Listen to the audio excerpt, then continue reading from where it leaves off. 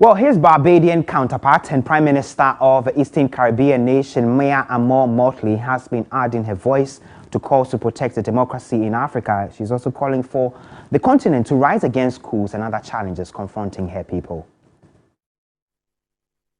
Or whether it is the assertion by some who have not been elected to take power from those who were duly elected.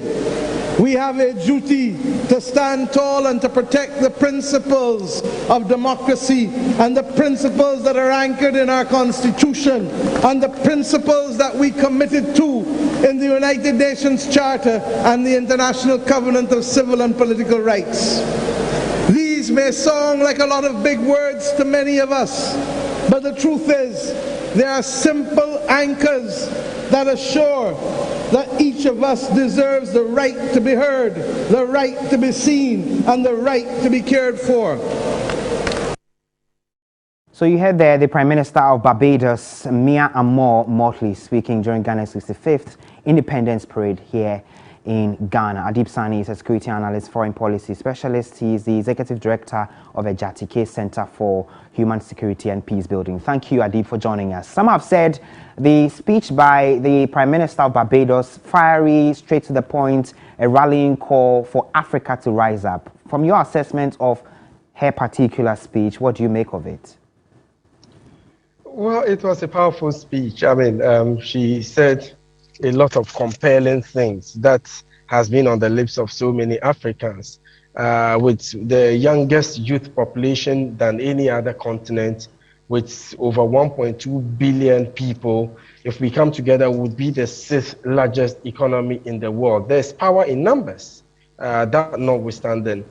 However, we are so divided politically, socially, and it's making others, take advantage of us. So the speech really captures it all. If we are able to still push for that agenda, then we can comfortably say we have completely liberated the African. In the past, slavery was by force. I mean, you would be in your community, you are sold, you are captured, you are put in boats and sent all the way to Western Europe, America, to work on the rice fields or on the wheat fields. But today, we are rather forcing to go on that path. I mean, not long ago, a gentleman was caught hiding under cocoa sacks of some sort, in an attempt to leave the country. Another gentleman, I understand, went into the engine of an airplane, something like that, in an attempt to, escape. So if we are able to forge for the unification of Africa, I think it would be one giant step towards total liberation. But for now, I cannot confidently say we are totally liberated. Then let's zoom into the president's speech. He took a dig at what he calls people who are naysayers, who are distressed, and are looking to other means to topple governments because of the challenges that the country faces, for example. Some have said, is the most direct message the president had given to coup plotters and those who are preaching coup in the last few weeks. What do you say about that? Well, Komla, I mean, no well-meaning Ghanaian would push for a coup. We do know from experiences that coup has never really actually solved any problem. I mean, the recent wave of coups in Mali, Guinea, Burkina asks whether they've been able to solve the myriad of socio-economic and political challenges that the country, the people contend with. And I don't think that if you really mean well for Ghana, you would advocate for a coup to happen. But I think we need to distinguish between the message and the messenger. When I listen to people speak, I think they attack more of the messenger than the message, because we cannot run away from the fact that we have deep-seated social and economic issues in the country. As we speak, the cedi is the worst performing currency. There's serious youth unemployment. The NAPCO employees haven't been paid, and when they went on a demonstration, they were rather chastised and warned that the demonstration would rather affect them. Government spends monies we took from other institutions in the billions of cedis, and they don't want to account for it. So obviously, all of these major challenges to the country, but it still doesn't justify coup whatsoever.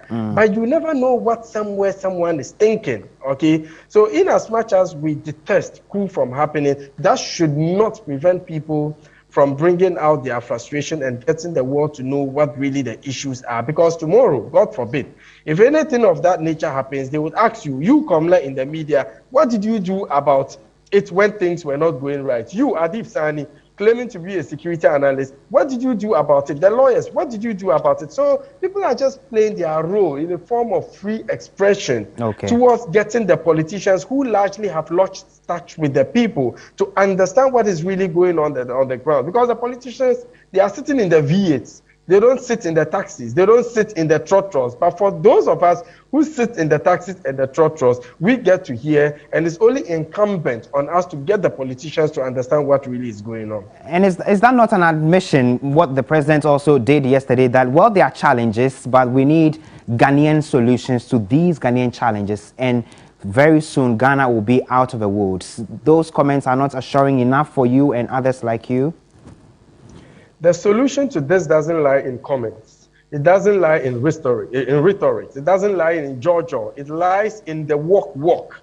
And we need to see commitment, solid commitment on the ground, on the part of government to, dealing with the myriad of issues. Okay. For example, I haven't personally seen any attempt on the part of government to get austere.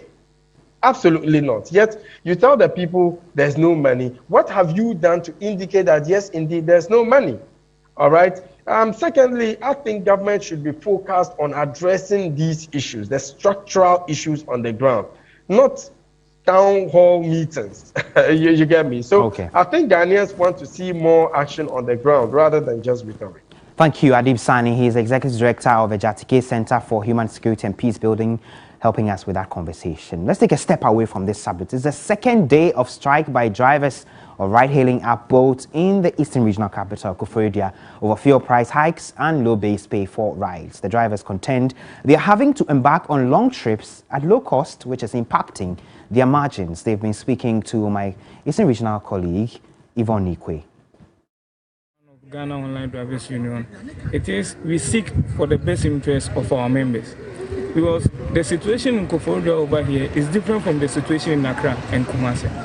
Koforidua over here, since it is new, we are having long pickups.